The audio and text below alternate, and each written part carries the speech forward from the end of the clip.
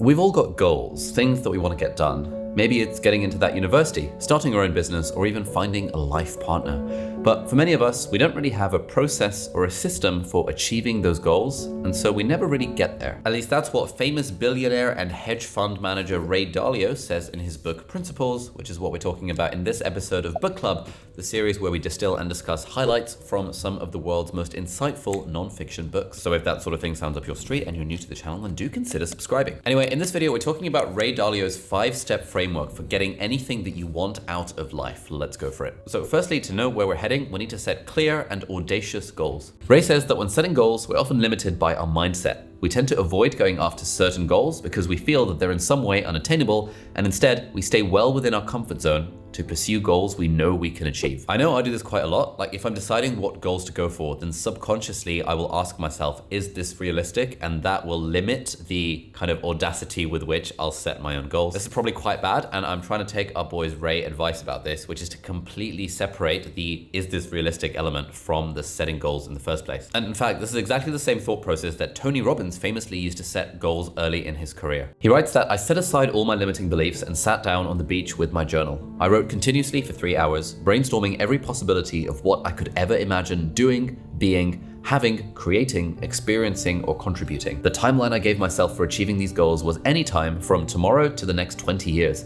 I never stopped to think whether I could actually achieve these goals or not. Now, he writes about this in his book, Awaken the Giant Within. I'm actually going on holiday tomorrow, and so I'm literally going to spend 3 hours on the holiday with a notebook to do this Tony Robbins goal setting exercise. I'm going to share the list with my email list, so you can subscribe to my email newsletter if you're not already, link below, and then you'll know when I release that list, if it's something you're interested in. Okay, so at this point, we've got our list of audacious goals, and now we need to figure out what problems we might get into along the way. As Ray Dalio says, most problems are potential improvements screaming at you, but unfortunately, many of us are afraid to highlight our weaknesses because of ego barriers. We find having weaknesses painful because society has taught us that having weaknesses is bad. So the key here is that we want to be totally open with ourselves when setting goals and admitting exactly what our weaknesses are, rather than letting our ego hide them from us. For example, if my goal is to write a best-selling book, I need to ask myself, what problems might I face along the way? And I need to own up to my weakness, the fact that I'm actually not that good at writing. And so that is a skill that I need to admit to myself and then actively work on improving. Moving on to step 3, now that we've got the goals and we've identified some of the problems, we need to diagnose their root cause. In the book, Ray Dalio highlights this point by saying that you will be much more effective if you focus on diagnosis and design rather than jumping onto solutions. Like often our problems aren't actually as obvious as they might first seem, and so we need to really dig down to what is the root cause of the problem. And if we want to stop the symptoms, we have to ultimately cure the disease rather than just band-aiding over the symptoms. Similarly, in the goal setting thing, if we want to really solve the problems, we really need to dig down and diagnose the root cause. And one of the best ways of doing this is the 5 whys technique. And the idea is that we need to ask ourselves why at least 5 times so that we can reach a deeper level of understanding. So if hypothetically our goal was to become a Gymshark athlete, then we can use the 5 whys technique to figure out why we're not yet a Gymshark athlete. Firstly, I'll ask myself, why am I not a Gymshark athlete? And the answer would be, well, I'm just not hench enough. So why am I not hench enough? Well, because I don't work out consistently.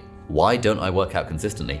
Because I don't schedule it into my calendar, and when I do, I sometimes don't feel like doing it, so I don't do it. Why is that the case? Because I've made it optional for myself. Why? Because I feel there's always something more urgent to do than go to the gym. And clearly I don't value the goal of becoming a Gymshark athlete enough, and it's extrinsic motivation rather than intrinsic motivation, which is when I feel an internal drive to do it. So using this process of 5 whys, we figured out that the problem for me not becoming a Gymshark athlete is that I'm just not consistent enough. And the reason I'm not consistent enough is because I don't have the intrinsic motivation to actually become hench and to become a Gymshark athlete at the end of the day. Now, obviously we can apply this to any situation at all, and once we've figured out exactly what the problems are, then we can go to step 4, which is to design solutions. Let's hear directly from a tweet by Ray Dalio here. He writes, replay the story of where you've been or what you've done that led you to where you are now, and then visualize what you and others must do in the future so that you will reach your goals. #principle of the day. This is such a great principle. I love it because it acknowledges where we have come from and what systems and designs in our life led us to this current place where we haven't achieved that goal or done that thing that we want to do.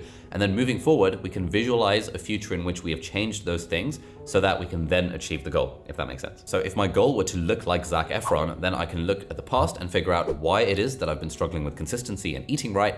And I know it's because I haven't got the gym scheduled into my calendar, and I know it's because I eat takeaway like 2 to 3 times a day. But now that I've identified that, I can design a new schedule. I can design a new system that makes the achieving of that goal almost inevitable. And so I can literally schedule in 3 to 4 gym workout sessions into my calendar. I can get myself a personal trainer for some accountability. I can prepay for all these personal trainer sessions in advance so that if on the day I'm tempted to miss a workout, then A, I'm gonna be letting someone down because they'll be waiting for me, and B, I'll have already paid for it, so I'll feel the pinch of wasting money. And all of these are things that stack the deck in my favor of hopefully actually making working out a consistent habit on my journey to starting to look like Zac Efron. And this is great because it is a systems-based solution to the people problem that I personally have of my own personal laziness and lack of motivation. In fact, as Ray Dalio says, designing precedes doing. The design will give you your to-do list. And finally, step 5, once we figured out what we need to do, then we just actually have to execute and do the thing. Again, to quote Ray Dalio, he says that people who are good at this stage can reliably execute a plan. They tend to be self-disciplined and proactive rather than reactive to the blizzard of daily tasks that can divert them from execution. They are results-oriented. They love to push themselves over the finish line to achieve the goal. To be honest, for me, because I'm kind of lazy, I don't really like the idea of having to push myself and white knuckle and discipline and grit my teeth and all that kind of stuff. I don't like the idea of suffering to get to my goals. And so the thing that I always try and do is I recognize that ultimately I'm really lazy and I'm a massive waste man, and therefore I will figure out ways to make whatever I have to do more fun so that I'm more likely to do it. Or I add in like these accountability things like getting a personal trainer and prepaying for things in advance. This is actually something I talk about in depth with my friend and fellow YouTuber Elizabeth Phillips in a bonus companion video. It's a 21-minute long video where we break down the idea of toxic productivity, hustle, guru culture type stuff. And we discuss a healthier approach to productivity that makes achieving our goals more about having fun than it is about like, discipline and grit and all that fun stuff. Like my friends are surprised that I'm considered a productivity guru as opposed to like, oh, of course Ali's considered a productivity guru. Oh, interesting. Yeah. Really? I would say you're a bit of a workaholic. You have no work ethic, but that is different. What's the difference? I think you do work all day. Okay. You're just very bad at it. Yeah, I'm really bad at it. This video is available exclusively on Nebula, which is the independent streaming platform that's built by me and a bunch of other creator friends. And the idea of Nebula is that it's not really a competitor to YouTube. It's just an extra place where we can put content like this 21-minute long discussion with Elizabeth without having to worry about the YouTube algorithm, which is something we have to really worry about when we're making videos on YouTube. On Nebula, we've also got early ad-free access to all of our videos, and I've got a bunch of other exclusive content like my workflow playlist, where I take you behind the scenes of my favorite productivity apps and exactly how I use them. And we've also got my deep dive snippet series, which is like bite-sized snippets of wisdom from people, like really cool people that I've been interviewing over the last 2 years. Now, the best way to get access to Nebula is to sign up to CuriosityStream, who are very kindly sponsoring this video. CuriosityStream is the world's leading documentary streaming subscription platform, and they've got thousands of really high quality, high budget documentaries that you can choose from. There's a series on there that I really like called Prescription Nutrition, which is all about the evidence-based kind of the science of nutrition and all the fuel that our body needs on this quest to hopefully become a Gymshark athlete or to look like Zac Efron. And the best thing about CuriosityStream is that they love supporting independent creators. And so there's a really cool bundle with Nebula whereby if you sign up to CuriosityStream, which is less than $15 a year,